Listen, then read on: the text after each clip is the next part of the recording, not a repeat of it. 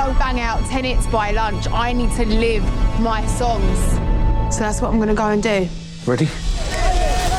You did so much internal work that really came across on screen, and you studied her mannerisms. I know people have asked you, like, how did you embody her? But, like, to me, I was apparent that you had practiced it and then let it go, like, whenever it felt most real, not just to make a caricature of her. Yeah, well, I think that's the kind of most important thing with something like this is an impersonation is just sort of like doing the thing and not thinking about why. So for me, the why is often about, with Amy, her influences. So if you look at like the Frank album, hip hop is a major reference for her. So you look at her movements in those interviews and they're like bigger, they're more boisterous. And that was really useful for me to realize. So then it wasn't so much like Amy does this. It was more like, if I'm speaking about something I care about as Amy, then I am going to punctuate it at the end with like a move, whatever that is. Then when you get more towards sort of Back to Black, and there are other influences that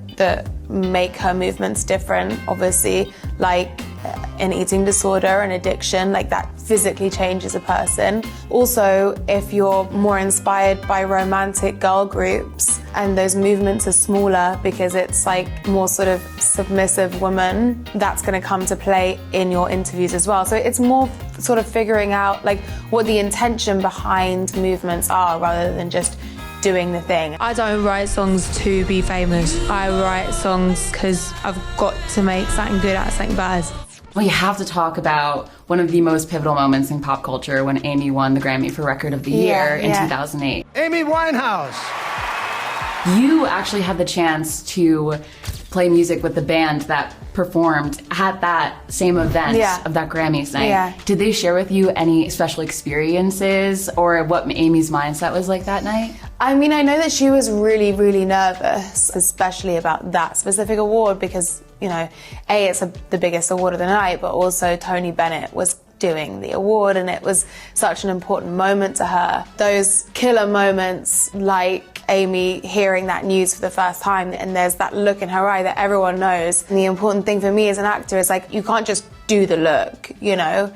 It's like, what is that? And really feel the feeling that creates that look. And I think that that's what makes something that rings as true and as vulnerable as that moment is, rather than like a snapshot of the thing. I want people to hear my voice.